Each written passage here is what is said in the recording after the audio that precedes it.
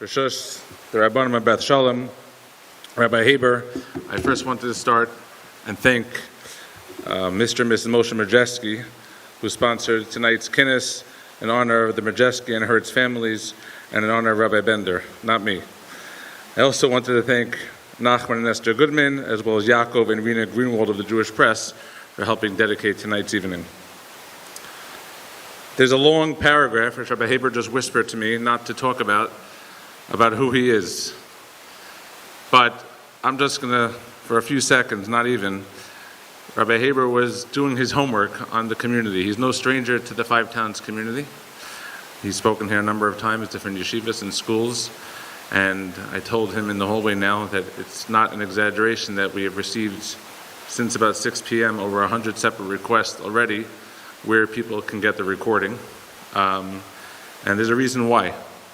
But what I want to talk about in front of Rabbi Haber for 30 seconds before I introduce him is our community, so he has an idea of who he's speaking to. And I sort of told him this morning when we spoke, but I'm going to say it publicly. And how do you describe a community that's rooted in chesed? A community that really understands what it means, Kol Yisrael Arevim Zeh Lezeh, especially during the 9 days.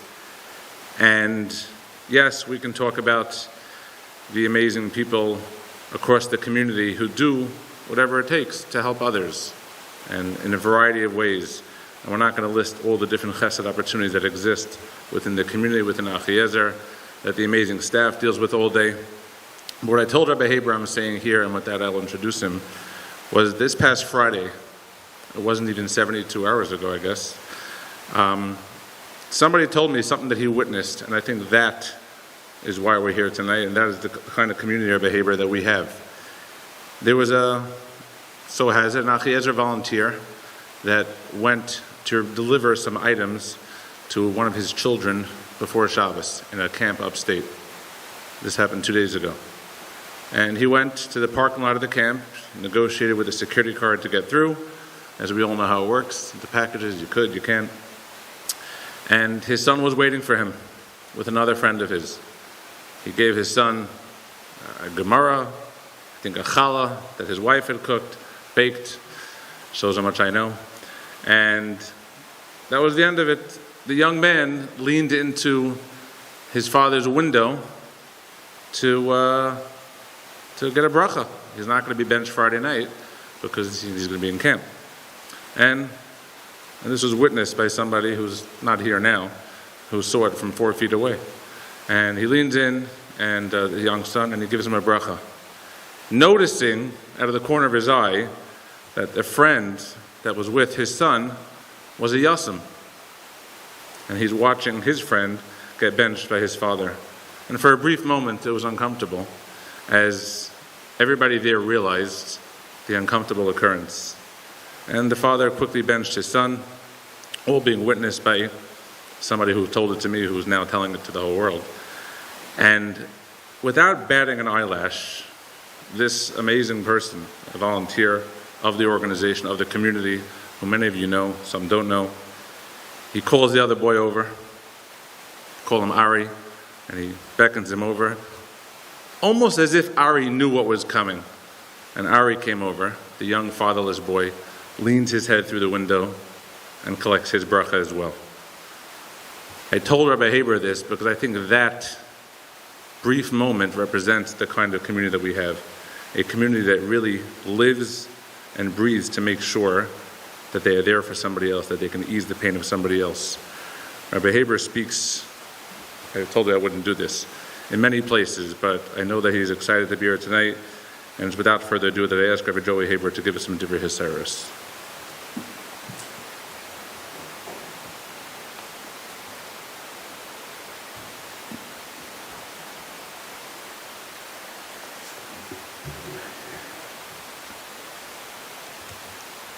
Thank you, Rabbi Bender. I'm sure you get this a lot, but I'm sure when people talk to you, they start talking about your father. But I would rather talk about the incredible family that you have, you and your siblings, and each one of them being involved in the community. And I guess I understand it a little bit because in the Syrian community that we're pretty proud of, My father is a Rav who's had a lot of impact, and he has a bunch of sons, all that are trying to imitate our illustrious father. So hearing about your brothers and the relationships that you have and what each one of you are doing in their own way to help build the communities in 5 towns and in essence help the entire Klal Yisrael is an inspiration. So it's an honor to be here.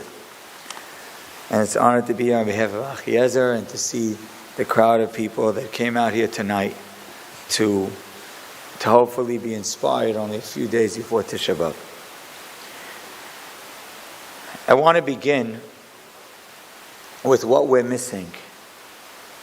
And then we'll talk about how to get it back. I heard this the other day. By the way, am I speaking Sephardi, Ashkenaz? I always ask this question when I'm around this area. Tell me, Rabbi Bender, which way do I go? No, I could go either way, because some people like Ashkenaz, because I'm sure most of the room is Ashkenaz, and then other people like Sephardi, because it's like having like a British accent. It's like cool. So you tell me which way you want me to go. Some combination? Is that what we're doing? Okay. I heard this mashal in the name of the Chafetz Chaim. He says, to understand and appreciate the loss of the Beis HaMikdash, says there was once a man, who realized that he has an investment that he can make. And if he would invest $100,000, he could earn millions of dollars over the coming years that would provide for his family forever. After a little while, he gets a check for $100,000, and he's going to use this for the investment. He puts the check on his dining room table. And, little ill-advised, he leaves the room, and the check is laying there on the table. After a half hour, his 4 or 5-year-old son comes into the dining room, sees a little piece of paper on the table, says, "This is fantastic." So he goes and he grabs the paper, and he starts running around the house with the paper. No one's even noticing what he has in his hand, until he passes the fireplace, and he trips, and the piece of paper falls into the fireplace and burns. And the kid starts hysterical crying because his paper just burned. So the kid, as the kid is crying, the mother in the kitchen hears the little boy crying. So she comes to see what's the whole commotion. And she looks in the fireplace and she sees the check is burning. So she starts screaming and she starts crying. So now he's crying, she's crying. There's chaos in the house. The father was upstairs, hears all the commotion. He comes running downstairs, looks in the fireplace, sees what's happened, and now he starts crying. Says the Chafetz Chaim, all 3 of them are crying. The baby, the mother, the father. But each one of them for a different reason. The baby is crying because his piece of paper got burned. The mother is crying because $100,000 just got destroyed. The father is crying because the potential of millions more just got burnt. The baby understands it one way. The mother understands it another way. The father understands it completely differently. We miss our Beis HaMikdash. Maybe to some of us it's because it was a beautiful edifice. And maybe there's more of us who have a deeper understanding. It's not just about a building that's beautiful and Yerushalayim in its heyday. It's the ability to serve Hashem in the Beis HaMikdash. But then there are those that have understanding of the Father. Hashem looks down and He says, no, you both don't get it. Had the Beis HaMikdash been around for the last 1900 and approximately 50 years, you don't know how much greater the world exponentially would have been. So we're here at a time that's sad and feels sad. And Ashkenazim usually on most years feel the sadness more than us Sephardim. Because you have the 9 days. We just have Shavua Shachalbai, which means that the clean clothing and the shaving and the showers and all that stuff is only us of us that week. The past 3 or 4 years, Tisha B'Av was on a Sunday. So there's no week. So we took hot showers the whole 3 weeks, shaved, everything was clean the whole time. Now, this year in our community, Tisha B'Av is on Thursday, we don't know what to do with ourselves. It feels like already the fast began. Because everything's uncomfortable. Like it should be. Because we're missing this incredible opportunity. So let's talk about what is likely the number one reason why we're here. I think almost every religious, Torah-observant Jew believes in every single one of the 612 mitzvahs. Everybody cares about 612 mitzvahs. We keep Shabbos properly. We put mezuzahs on our door. We keep kosher. We dress appropriately. We daven 3 times a day. Kriyat Shema in the morning and the afternoon. We try to respect our parents. If we're good, we work hard to be honest in our business. But there's one. Number 613. There's one mitzvah that it seems like almost everybody struggles with.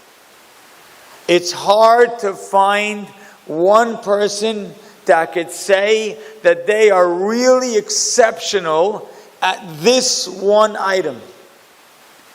And that is speaking lashon hara about our friend. We do everything. We could learn 14 hours in a day. We could daven vasikin. But to not speak lashon hara, to sit at a Friday night table and only talk about what we're supposed to talk about, for most of us is nearly impossible. But if we're going to be the generation that rebuilds that incredible edifice, if we're going to be those people, we need to somehow fix this. So our goal tonight is to talk about, it's not in order, number 613, but in order of easiness, it's the hardest one in the book. We're going to talk about this one concept that we all struggle with. It's brutal for us sometimes to do it for 1 hour. You got to have 3 people that are single, 2 people that are dying to give an hour of not speaking lashon hara out of 24. And we're proud of ourselves that we do a machzam lefi from 2 o'clock to 3 o'clock in the morning when we're sleeping. Because we always choose the hour that no, not that hour. Dinner, lunch, nah, I'm in the car, no way. It's such a struggle. It's so hard for us. So let's understand what it is. And then we'll understand how to change it. So, the Gemara writes, Leka diyada lishna bisha. There's nobody who knows how to speak lashon hara better than this person. He is the greatest lashon hara, or the worst lashon hara speaker of all time. Who is the worst lashon hara speaker in the history of the world? Says the Gemara, who is that person? Haman. So for a minute, you're going to bear with me. I'm going to go to the story of Purim. And we're going to see the lashon hara that Haman speaks. Because if he's the king, he's going to teach us how it's done. So hopefully we can learn how to do it differently. Here's what Haman said as he prepared Achashverosh to be willing to destroy our nation. Here's what he said. There is a nation. There's one nation that's dispersed amongst the other nations. Across all of the countries, all of the provinces of your kingdom. They're different, their laws are different than any other nation. And they don't keep the rules of the king. And there's no point in the king keeping them around. So the Gemara in Masechtas Megillah says, Haman says these phrases, they're dispersed, It's not worth it for the king. They're all over the other nations. They don't listen to the laws. What's he talking about? So the Gemara explains what he meant with each phrase. There's a nation that's dispersed amongst other nations, and what that means is that they don't eat your food. They won't marry your daughters, and they won't let their daughters marry your sons. And they don't do the rules that the king says. What does that mean? That means all day they're not talking about your laws. Instead, all week they're talking about it's Shabbos today, it's Erev Shabbos, it's Motzei Shabbos, there's a Yom Tov coming, there's a million Yom Tov coming, a big Yom Tov coming. They're just talking about Shabbos and Yom Tov all the time. They're never busy with your holidays. They're always talking about their own holidays. And the king has no value for them. You know why, Your Highness, you have no value for them? Listen to this. If a Jew has a cup of wine and a fly falls into the cup, the Jew would take the fly, throw it out of the cup, and drink the cup of wine. I'm not sure if actually, but technically. They would get rid of the fly and drink the cup of wine. We're doing good with the phones tonight. I give a woman's share every single week, and there's always phones. But if it's possible, if you could turn off the ringer, and once you turned off your own ringer, then maybe help the person next to you, just like on the plane with the life jacket. First do your own, then do your friends. If there's a fly, they take it out. But you, Achashverosh, if you would move their cup of wine, they wouldn't drink it. Oh, the phone's getting better. If yours was taken out, if you touched it, they wouldn't drink it. Here's my question on this Gemara. I just told you what he said, and I told you what he meant. Here's my question. You know what my question is? That every single thing Haman said about us was true. We don't marry their daughters. We don't eat their food. We don't want their sons marrying our daughters. We do talk about Shabbos all the time and Yom Tov all the time. It's all true. It's true that if there was a fly in the cup, we'd throw it out. But if Ahasuerus touched it, we wouldn't. Everything he said is true. Not just it's true, we're proud of it. When it's not just something that happens to be true, that's a negative. We're literally, to us, every single one of these rules is a positive. So how is this the greatest lashon hara of all time, when in reality it's something that every Jew is proud of? Rabbi Shimshon Pincus explains it in a beautiful way. He says, here's what lashon hara is.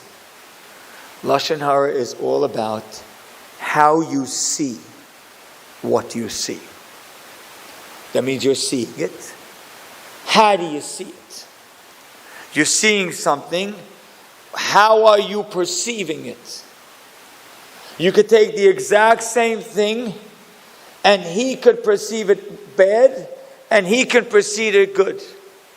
In fact, they tell a story of a Rav who was once walking. This is, I don't know if it's from the Medrash or the Chayvus Alavavis, I forget, but they tell a story of a Rav who was walking on the road, and he was working with Talmidim, and he sees a dead dog on the road that's sitting rotting on the floor. So the Rav turns to his Talmidim and says, what do you see? They said, what do we see? We see a dead, rotten dog. They said to him, what do you see? He says, I see bright, white, shiny teeth. One group sees the dog, another group sees shiny teeth. When you see stories, when you see people, how do you see them? You see, we have a problem. We are addicted to negativity. We love negativity. Every news story is negative. Go into the car right now after we're done, turn on the radio. I guarantee you within a few minutes, you'll hear negativity. Every news story about government, about Hollywood, about sports. It's all negative. He's not good. He doesn't play well. We should get a new governor. We should get a new mayor. We should get a new president. Everything out there is negative. That's all we talk about is negativity. The world, the social media, is all exciting because it's negative. So what happens is we're literally attached and so accustomed to negativity. So if I see something, I automatically see a rotten dog. My eyes and brain are not trained in any way to see white teeth. Because I was just driving on the Verrazano, and there's only one thing I remember from my drive all the way from Deal, New Jersey, all the way to here. There's one thing I remember. A car accident on the Verrazano Bridge. There's thousands of cars that were driving fine. I don't know any of them. I just have in my mind the image of a train wreck, of the car with the airbags open and fire engines around it. That's the only thing I see. Because we're so trained and so conditioned to see negativity. In fact, the Chavis Halavavis writes as follows. When he's talking about humility, he says, what's a humble person? A humble person walks around and sees how everybody is better than him. That means he walks around and says, wow, that person, he's smarter than me. That person is dumber than me, yet is doing more. So they're probably greater because they're not as smart as I am, yet they're doing incredible things. That person gives a lot of tzedakah. That person, within their means, they sacrifice to give their tzedakah. Every person find the reason why that person is better than you. So I believe Rabbi Yisrael Salant asked, so basically I'm supposed to look around the world and see that, 8 billion people on the planet Earth? So I have to rate myself 7,999,999,999. I am the last guy on the planet Earth. That's why I have to look at every single person as being better than me. What does it mean? Here's what it means. What it means is when you see people, see their beauty. Don't say, that person's not as smart as me. Wow, that person's incredible what they're doing. Because every single person you know, you could see them two ways. Because it's all about how you see what you see. Every single person you know, you could see them either this way or that way. Every person. I'll give you an example. This is a personal one. So people that like my speeches will often say that one of their favorite things are, that one of the things that I probably do maybe more than almost anyone else, is I tell a lot of personal stories. I tell my own personal about this story, that story, my daughter, my son, my wife, my this, my that. And the people who are fans of my speeches will say, I love the fact that you tell always personal stories. I relate to them. I feel like you're talking about my own kids. You feel like talking about my house when you talk about your house. Good. And I get that comment, Baruch Hashem, all the time. A year ago, I was having a meeting with someone who was really upset at me. And the meeting lasted for about an hour. And this person was just wiping the floors. Telling me everything negative and just forget it, destroying me. You don't think that happens to Rabbanim? I guess I'm just telling you right now, that's a personal story. You just got it. And in the middle of the meeting, he says, and you know what? Everyone says, all you do is talk about yourself. And I was like, wow, I never looked at it that way. And most people that are commenting say, oh, wow, I love you told the story. Usually the stories are vulnerable. Usually stories don't make me look good.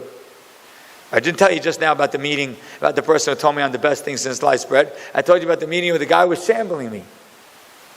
But he wants to see me negative. He sees a dead dog. You want to see positive? It's always a way to find white teeth. I'll give you another, what I think is incredible example. It says in Tanakh, in the time of David HaMelech, he was conquering different portions of land that were controlled by the Plishtim. And in one section it says that there was a statue, two statues. One statue was a statue of a blind man, and another one was a statue of a lame man. Blind and lame. What's a blind and lame man doing in the middle of the Plishtim? So Rashi and the Radak explain that the statue of the blind man and the lame man were actually a statue of two of the greatest people to ever live. Because if you recall, Yaakov Avinu got into a fight with the Malach, and because of it he was lame. So the lame man is a statue of Yaakov Avinu. Yitzchak Avinu was blind. We all know during Akedas Yitzchak, his eyes were blinded. The pasuk says he couldn't see. So he was blind. So therefore the statue of Yitzchak is a statue of a blind man, and the statue of Yaakov is a statue of a lame man. Let me ask you a question. Does everybody in this room, were you aware before I told you this, that Yaakov Avinu had a limp? Were you aware that Yitzchak Avinu was blind? The answer is yes and yes. But let me ask you a question. Did you ever think of Yaakov Avinu as lame? Did you ever think of Yitzchak Avinu as blind? It never crossed your mind. Because you see their greatness. And their greatness is how you visualize them. This trivial negative or piece that they have to them is something that doesn't register in your head. Because all you see is their greatness. What do you see when you see your neighbors? What do you see when you see your community members? What do you see when you see other people? Because I'm telling you, if you see negative, you're right. And if you see positive, you're also right. It's up to you. And a person speaks lashon hara, they're like, wow, I have to tell you something. You know this person has an ego. Wow, we didn't know it before. Everyone has an ego. Wow, this person, you heard what I found out? And we love to tell the story as if we're telling you some chiddush that the world never heard before. That so-and-so has a weakness. Let's set the record straight. Everyone has weaknesses. The people you work with have weaknesses. Rabbanim have weaknesses. People that is Achiezer have weaknesses. Everyone has a weakness. Mazel tov. You saw that person and could only see the negative. Let me give you a bunch of examples so we could crystallize this idea. Thank you. This we say in Swahili. Baruch atah Adonai Eloheinu melech haolam shehakol nהיה b'dvaro.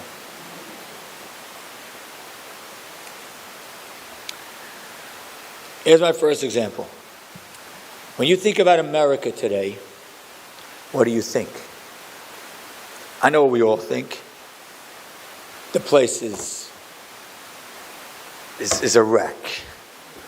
This country is a mess. I had a Rebbe in yeshiva. I learned to stand on yeshiva. And one of my Rebbeim, I'll never forget this. He says, you want to look around the United States of America? He says, you realize that this country, in any big building, legally, has to have parking spots that are closer to the building, that are reserved for the handicapped. He says, do you realize that in this country, almost every sidewalk has a lip at the end so that you could wheel your carriage or wheel a wheelchair or wheel anything that you need to wheel. He says, do you realize the amount of kindness that's in this country? We never, ever, ever, ever, never talk about it.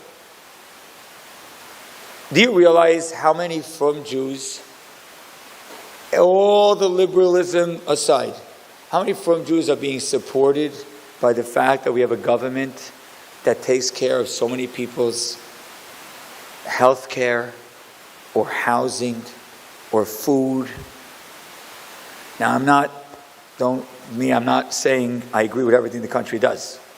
Don't walk out and say I'm not telling you where I stand, and I stand like everyone else, every other from Jew stands. I'm just telling you that there's so much more positive to see than you could ever see. I'll give you another example. You know how everyone talks about Europe, how great it was in Europe, how it was in the learning, the yeshivas in Europe, the rabbanim in Europe, the gedolim in Europe. All of it is true. But what I don't know if they ever tell you is that there's probably 50 times the amount more Kollel Jungelite today in America and in Israel than there were in Europe. You could count the yeshivas in Europe on your hands. There was Volozhin, there was Nevardik, there was Kelm, there was Mir, there was Telz, Slobodka. You could count them. And how big were they? How big was Chachmei Lublin? How big were they? Yet, here you have across the Jewish world, there are tens of thousands. We went to a stadium a month and a half ago of 27,000 people. Almost every single one of them, younger light, learning in Kollel. Do you realize the generation you're in? Do you realize the age and the time we're in? I don't know if there's ever been in the history of the world this many people learning Torah all day. Yet no one ever talks about it. We just talk about the fact that the gedolim in Europe were greater, or the people, and it's true. The yeshivas in Europe were probably greater per capita than they are now. But the multitudes of people that are learning today, that are knowledgeable today, why don't we ever talk about our generation that way? Why don't we ever see the world in the incredible white teeth that surround us? I'll give you another example. How about Chesed? The organization we're here on behalf of. How incredible is this organization?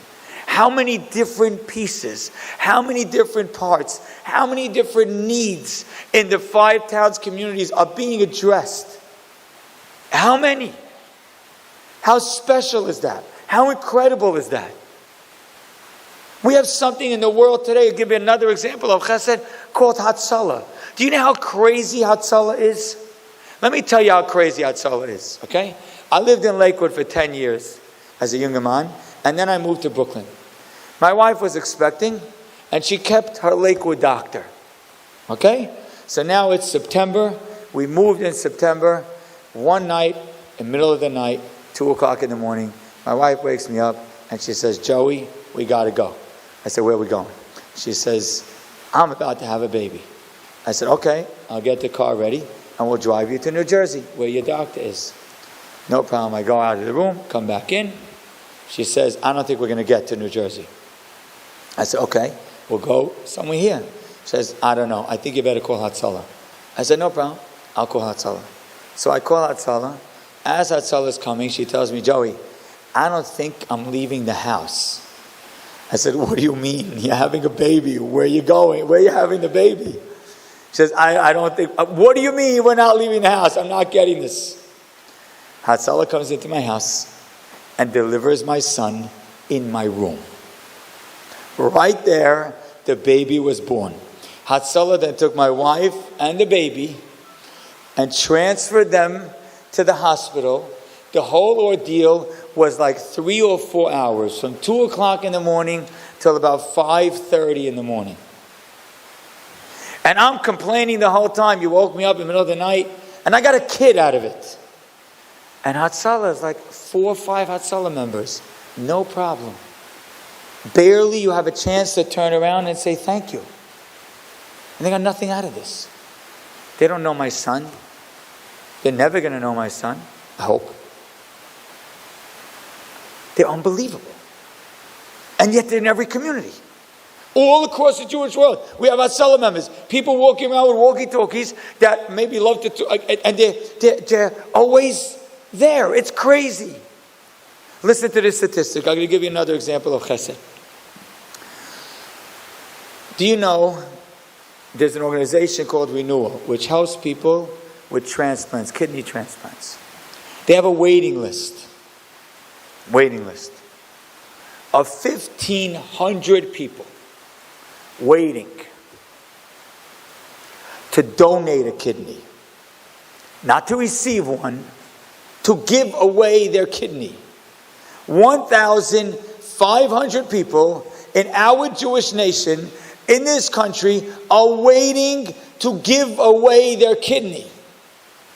How many people in the entire United States of America, in the secular 400 million people in the United States of America, how many kidneys does the country have online?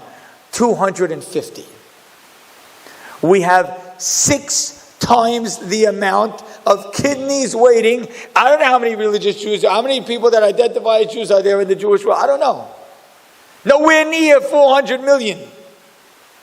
For 400 million, they have 250. For us, maybe we're 1 million. We have 1,500 people waiting online. Do you realize the world? Are we open to seeing the world we're living in? How do we view the world? You ever hear people say, kids today? You ever hear people say that? Kids today. Oh, you hear a kid talk back? Oh, kids today. You see a kid jumping out of their seat and you're like, every kid today has ADD. With the HD, whatever. Kids today. I want to tell you something about kids today. You know what about a lot of kids today? They're unbelievable. There's a lot of kids today that are being pulled by temptations in their pocket or in a screen in a computer in their house, and they overcome it. You know how great kids are today? You know how many boys and girls today are unbelievable? I spend my whole drive from Jersey to here on the phone with different kids today that are figuring out how to grow and how to handle the challenge and how to overcome it. You want to know what kids today are? They're incredible. They're dealing with, from an emotional, spiritual sense, maybe some of the greatest challenges we've ever had.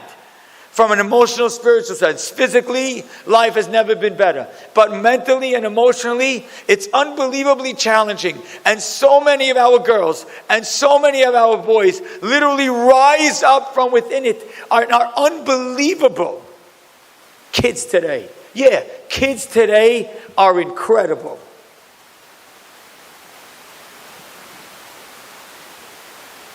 In fact, the Gemara in Yuma writes, there was a debate. Who's greater? The generation before when the Beis HaMikdash was still around, or the generation after? And the first opinion of the Gemara says, naturally, the generation that had the Beis HaMikdash. Amar Reish Lakish. Reish Lakish says, no. The generation that's after the destruction is better, because they have to deal with Shibud Galius. They're in foreign countries and they're still Eiskim B'Torah. And they're still on a great path. We're in foreign countries. We are literally embody that idea. We're in foreign countries with so many different pulls, yet we're so incredible. So let's look at, I just gave you 5 examples. The United States of America, those people that are learning in Kollel, all the Chesed organizations, the people that are donating kidneys, the children today, they're all unbelievable if you're trained to see white teeth. But if your brain is just conditioned to always see negativity, you'll always see it. You know what Haman was? He was an expert in knowing how to see what he saw, always the wrong way. Here you see a nation that's observing and keeping things in a beautiful way. They marry within themselves. They celebrate the Yom Tovim and the Shabbosim. They're beautiful people. And Haman somehow saw it as a reason to be destroyed. If you're the type that sees negative, you always will. In fact, I'll give you one more example. This is not a holy example. This is just a personal one. So, and if someone doesn't like it, lump it. Okay, here we go. So I, in the summer, lived in Deal, New Jersey. To give you my background, I was a Cheder kid, Lakewood Cheder, and little boy. Then I went to Staten Island Yeshiva for 7 years, high school in Beis Medrash. Then, believe it or not, I got married and went to Brisk for a year. Then came back and went to BMG for 10 years, and then moved to New York. And my community, I've been in Brooklyn for about 17 years, yes, because that son is 17 years old, so it must be 17 years. My wife, by the way, after she gave birth, she's like, why do we have to go anywhere? Can I just stay here and call it a day? So every summer we used to rent in Lakewood, and I would be a Rav in Deal. My father's not so well the last few years. So now in the last few years I've been in Deal in the summer. Actually now we bought a house in Deal in the summer. So the house that's in Deal is right behind a golf course. So from my backyard, you could see the golf course. I love it. I like, see, golf course view. Someone on the block once told me, he says, the top 2 views in the world in a hotel, number 1 is ocean view, number 2 is a golf course view. And the ocean view costs millions of dollars to have that view. Here you get this view for free. I love it. My master bedroom, the windows overlooking the golf course, I think it's magnificent. I can't breathe from it. Good. I told you I'm Syrian, which means by definition I have a housekeeper. Okay? So, last summer, Labor Day is when we go back. We went back to Brooklyn on the Sunday before Labor Day. I go back to Brooklyn. We leave our housekeeper in Deal to help clean up without any of the kids in the house. So, she's bringing in the outdoor furniture. And while she's in the middle of bringing in the outdoor furniture, a golf ball comes over the fence and hits her flush in the head. Her head literally cracked open. My wife gets a phone call. She's hysterical, crying. They have to call Hatzalah. They call paramedics. Then they call my sister-in-laws that were still in Deal. Everyone comes. She has to be taken to the hospital for a few days because this golf ball, she was out of it for a few weeks. Fine. We did our best to take care of her. Good. Now in the middle of the year, maybe it's February, March time, my wife says, we have a problem. I said, what's the problem? She doesn't want to come to Deal this summer. I said, I have no problem with that. I'll save thousands of dollars. She says, but I have a problem with that. I said, so what do you want to do? She says, I want to put up a big net to block the golf course. I said, no way. Not blocking my golf course. She said, but she's not going to come. I said, but I'm not blocking the golf course. She says, but what do we do? I said, I don't know, buy her a helmet. Well, I have a helmet in the house. Every time she walks outside, she'll put on the helmet. Starting quarterback for the New York Giants, Margarita. What's the problem? I think it's a great idea. And we go back and forth and back and forth. And I realized something. In the end of the day, by the way, just for the record, I won. There's no net. There's no nothing. It's staying the way it is.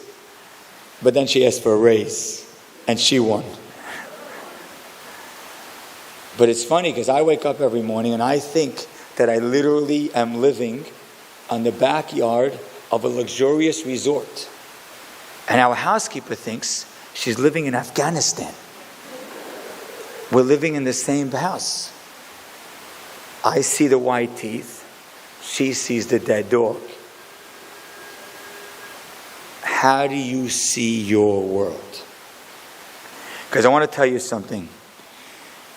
When you speak lashon hara, you become that person. And you become that negativity. And it starts to be on your lip all the time. And first you start to notice the negatives about the country or about the community and then about the neighbors. And before you know it, it's about your own family. And all you're seeing is their weakness. The classic story of lashon hara in the Torah is the story of the Meraglim. Moshe Rabbeinu says the Meraglim, he says, go into the land of Israel. And Hashem makes, in Eretz Yisrael, Hashem makes everything go right. He makes the people of the country be distracted by funerals. Hashem makes it that they look small, people aren't noticing them. Hashem makes it that their fruits are humongous and robust and great. Yet these Meraglim come back and see everything that they saw the wrong way. It kills its people. It has strange fruit. We look like ants or like grasshoppers. Everything they saw wrong. How do you see your world?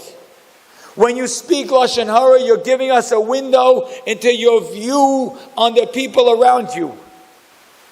You're telling us the fact that someone has a negative. We know that. We know people have weaknesses.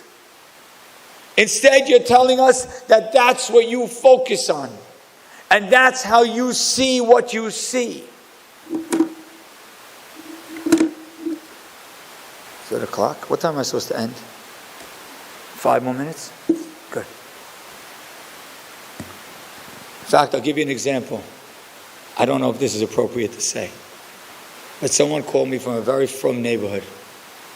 And he says, Rabbi, I have a problem. I said, okay. What's your name? He says, I'm not telling you my name. I said, uh-oh.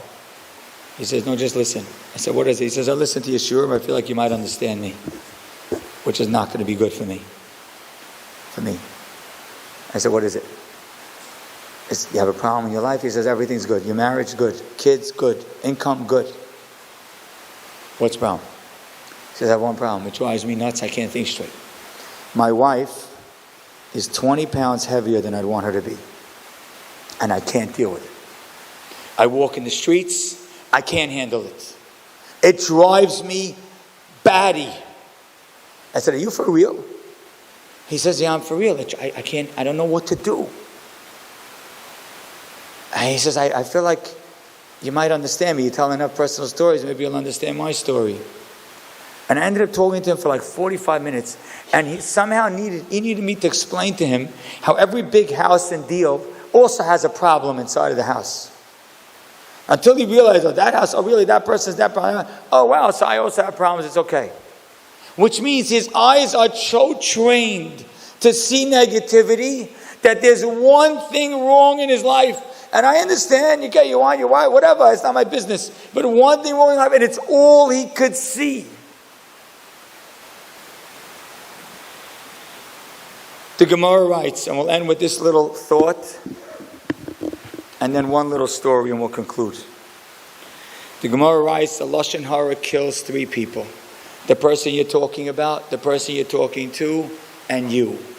Now I understand how it kills the person you're talking about. That person just left the room, you put a knife in his back. I understand how it kills the person you're talking to, because they just found out something negative that they didn't know before. But how does it kill me? I knew the negative story from a week ago. So now when I'm saying it, how does it kill me? The answer is that by the fact that I talk about it shows what I obsess over. Because you see, when you speak lashon hara, you're not telling us anything about the other person. You're telling us about you. You're telling us about how you think. You're telling us about how you view the world. You're telling us what you obsess over. You're telling us what you're thinking about all the time. That's what you're telling us. More than anything else, you're showing us what you obsess over. Which is why, let me share with you this one thing we say in Shema every day. Don't follow Don't follow your hearts and don't follow your eyes. The problem is that sounds out of order. First it's my eyes that see, and then my heart desires. So it should first say eyes and then heart. Why is it heart first? The answer is because of the kind of heart you have determines how you see it. Your leiv determines your einayim. If you have a heart that's wonderful and positive and sees the world in a wonderful way, your eyes will always catch wonderful things. But if you have a heart that always obsesses over negativity, then you'll always find a dead dog to witness. So we're going to rebuild this Beis HaMikdash. The way we're going to do it is change. Not just change our words. Change our heart, which will change our eyes, which will therefore change our words. Lashon hara is not just something you say. Lashon hara is the kind of person you are. And we're going to find out when you open your mouth who you are. Are you a person that always sees negative? Or are you a person that sees so many beautiful and incredible things in our generation in 2023? Let me give you my last little anecdote. So in the summers, I told you we're in Deal, which is a half hour away from Lakewood. And my heart is always on Lakewood. I went to Cheder in Lakewood for elementary school. I went to BMG for 10 years. I rented there in the summer for 13 years. I love Lakewood. So I like to, whenever I can, to go to BMG to learn in the back. So a few years ago, when I was didn't have to be in my own shul during Shachris, I said, I'm going to go to BMG, I'm going to daven Shachris there, and then I'm going to eat breakfast there and learn. Fantastic. So I go to BMG, I go sit down in a seat, somewhere towards the front, maybe 10 rows in the front. I sit down on a seat, and I'm davening.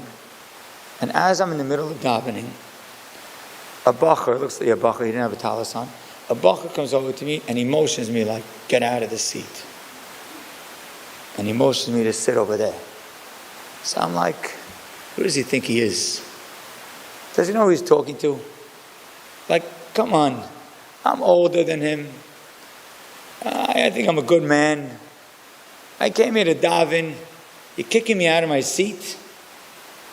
And there's plenty of empty seats in the Beis Medrash. So there's plenty of seats for people to sit in. I leave the seat, I listen to him, I leave the seat, and the seat just stays empty for about 10 minutes. And then I saw a young boy walk in who has Down syndrome. And he sat in that seat, which was right next to his father. The bacher wasn't kicking me out of the seat because of someone he thought is more higher or more important than me. He was kicking me out of the seat because he knows that this boy is used to his routine. And he comes when he comes, and he sits where he sits, and he sits next to his father, and he's used to it. And he knows how much the boy needs that seat.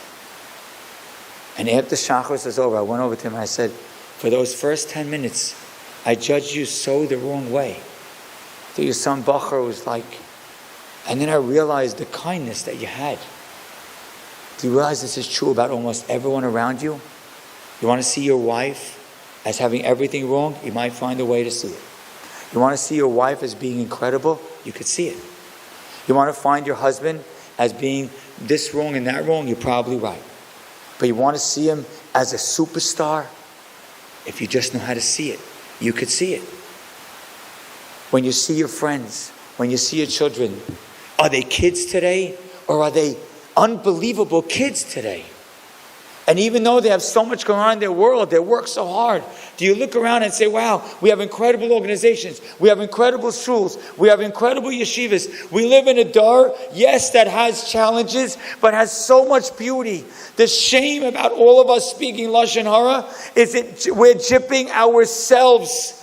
And we're making us not be able to have the opportunity that's all in the world. You live in a beautiful world. If you change how your heart feels, you could change what your eyes see. And if you change that, then you can change what your words, what your mouth says. And once that happens, we might get that $100,000 check back and build the Beis HaMikdash finally in our days. Amen.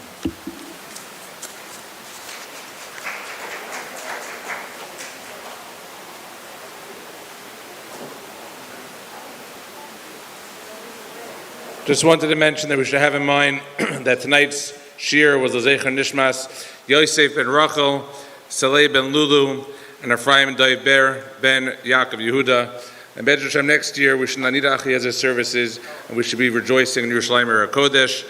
Myra for the men in the back left corner immediately. Have a good night.